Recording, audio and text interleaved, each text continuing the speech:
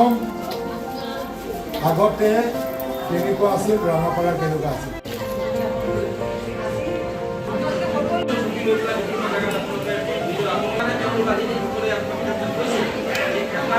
আমাৰ মাননীয় মুখ্যমন্ত্ৰী ডক্টৰ হিমন্ত বিশ্ব শৰ্মা ডাঙৰীয়া অসমৰ সৰ্বসাধাৰণ ৰাইজৰ ঘৰলৈ মাহে মাহে খবৰ ল'বলৈ আহে।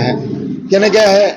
আচলতে অৰুণোদয় টকাটো দিবলৈ কাৰণে মাহে মাহে আহে, ৰেচনৰ ফ্ৰী চাউল, দালি, চেনি আৰু নিমখ দিবলৈ কাৰণে মাহে মাহে আহে, নিযুত মইনা আঁচনিৰ ধন পাই থকা ছোৱালীবোৰক খবৰ ল'বলৈ কাৰণে মাহে মাহে আহে, ছাত্ৰীসকলৰ খবৰ ল'বলৈ কাৰণে। কিন্তু কংগ্ৰেছক দেখিছোঁ 5 বছৰৰ মূৰত এবাৰহে আহে, নিৰ্বাচন আহিলেহে তেখেতসকলে আহে।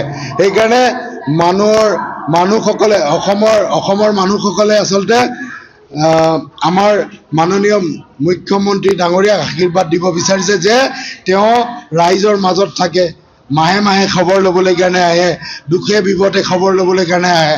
কিন্তু কংগ্ৰেছে যেতিয়াই নিৰ্বাচন ঘোষণা হয় 5 বছৰ মূৰে মূৰে তেতিয়াহে তেওঁলোকে খবৰ ল'বলৈ কাৰণে আহে। সেইকাৰণে অসমৰ ৰাইজে এইবাৰ কংগ্ৰেছক প্ৰত্যাখ্যান কৰিব আৰু আমাৰ মাননীয় মুখ্যমন্ত্ৰীক পুনৰবাৰ অসমৰ বাকজৰী দায়িত্ব পুনৰবাৰ গতাব। ৰঙাপাৰা ভঙাপাৰা আছিল, এটা সময় আছিল ৰঙাপাৰা ৰাইজে কৈছিল ৰঙাপাৰা ভঙাপৰা বুলি। তাৰমানে ৰাস্তা মূল পথসমূহে ইমান বেয়া আছিল, ইমান ডাঙৰ ডাঙৰ গাঁত আছিল, মানুহে আন্দোলন কৰিও পৰিত্ৰাণ পোৱা নাছিল, ৰাস্তা বনোৱা নাছিল। কিন্তু এতিয়া বিজেপি চৰকাৰৰ দিনত যথেষ্টখিনি ৰাস্তা হৈছে। সেইকাৰণে এতিয়া ৰঙাপাৰাবাসী ৰাইজে কংগ্ৰেছক পাহৰি গৈছে।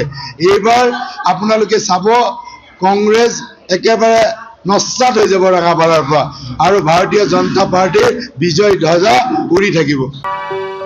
আপুনি বাৰু হাড়ৰ সমস্যাৰ কাৰণে পাটনালৈ যাবলৈ চিন্তা কৰি আছে নেকি? এতিয়া আৰু চিন্তা নাই। আপোনাৰ যিকোনো হাড়ৰ সমস্যা হ'লে এতিয়াৰ পৰা আৰু পাটনালৈ যাব নালাগে, কিয়নো এতিয়াৰ পৰা গুৱাহাটীতে পাব সেই সকলো সা সুবিধা। গুৱাহাটীৰ আমিনগাঁৱত অৱস্থিত Patna orthopaedic and multi speciality হস্পিটেলত কম খৰচতে পাব সেই সকলো উন্নত মানদণ্ডৰ চিকিৎসা সেৱা, য'ত অভিজ্ঞ চিকিৎসকৰ দ্বাৰা সম্পন্ন কৰা হয় বিভিন্ন ধৰণৰ হাড়ৰ অস্ত্ৰোপচাৰ। বৰ্তমানলৈকে 3000তকৈও অধিক ৰোগী সুস্থ হৈছে। हमारे हॉस्पिटल में ऑर्थोपेडिक्स से रिलेटेड हर तरह का इलाज जैसे कि joint replacement, trauma surgeries, spine surgeries, Ilizarov surgeries और की होल सर्जरी जिसको आर्थ्रोस्कोपी कहते हैं, उसका इलाज संभव है।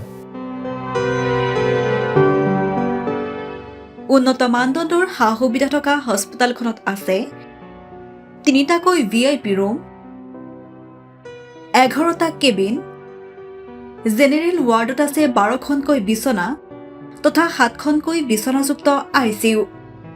তাৰোপৰি এই হস্পিটেলখনৰ ভিতৰতে আছে ফাৰ্মাচীৰো সা সুবিধা।